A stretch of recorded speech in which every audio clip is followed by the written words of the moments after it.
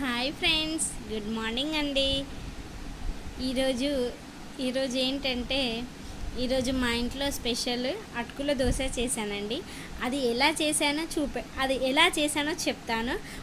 Time ఉన్నప్పుడు మీకు చూపెడతానండి. ముందుగా 500 ml అటుకులను తీసుకున్నాను. తర్వాత దాంతోపాటు గోధుమ రవ్వ ఉంటుంది కదా, ఆ గోధుమ రవ్వను 500 ml తీసుకున్నాను. సరి సమానంగా ఒక బౌల్లో పోసుకొని కలుపుకొని కొన్ని వాటర్ వేసుకొని కలుపుకొని ఒక 10 నిమిషాల సేపు పక్కకు పెట్టుకున్న తర్వాత దాన్ని మిక్సీ జార్లో వేసుకొని మిక్సీ పట్టుకున్నానండి.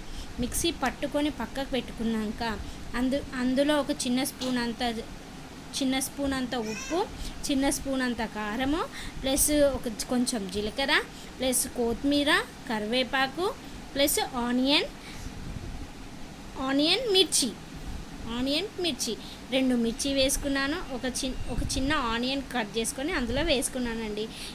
పేనం మీద కొంచెం ఆయిల్ రాసి పేనం పైన వేసుకున్నాక కాలినాక తింటే చాలా టేస్టీగా ఉందండి. ఇది కూడా మీకు నచ్చితే ట్రై చేయండి. Please share and subscribe. Thank you.